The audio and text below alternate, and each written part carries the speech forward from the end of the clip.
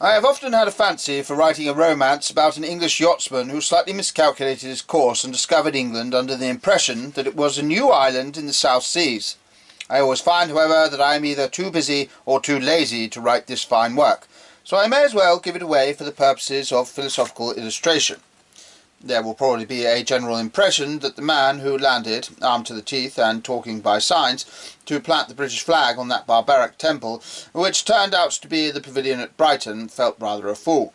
I am not here concerned to deny that he looked a fool, but if you imagine that he felt a fool, or at any rate that the sense of folly was his sole or his dominant emotion, then you have not studied with sufficient delicacy the rich romantic nature of the hero of this tale. His mistake was really a most enviable mistake, and he knew it, if he was the man I take him for. What could be more delightful than to have in the same few minutes all the fascinating terrors of going abroad combined with all the humane security of coming home again? What could be better than to have all the fun of discovering South Africa without the disgusting necessity of landing there? What could be more glorious than to brace oneself up to discover New South Wales, and then realise with a gush of happy tears that it was really Old South Wales? This at least seems to me the main problem for philosophers, and is in a manner the main problem of this book. How can we contrive to be at once astonished at the world and yet at home in it? How can this queer cosmic town, with its many-legged citizens, with its monstrous and ancient lamps, how can this world give us at once the fascination of a strange town, and the comfort and honour of being our own town? To show that a faith or a philosophy is true from every standpoint would be too big an undertaking even for a much bigger book than this. It is necessary to follow one path of argument, and this is the path that I here propose to follow.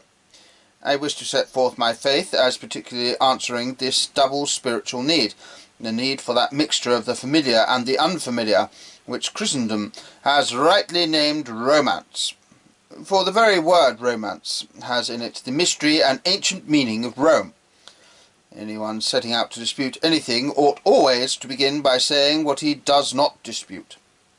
Beyond stating what he proposes to prove, he should always state what he does not propose to prove. The thing I do not propose to prove, the thing I propose to take as common ground between myself and any average reader, is this desirability of an active and imaginative life, picturesque and full of a poetical curiosity, a life such as Western man at any rate always seems to have desired.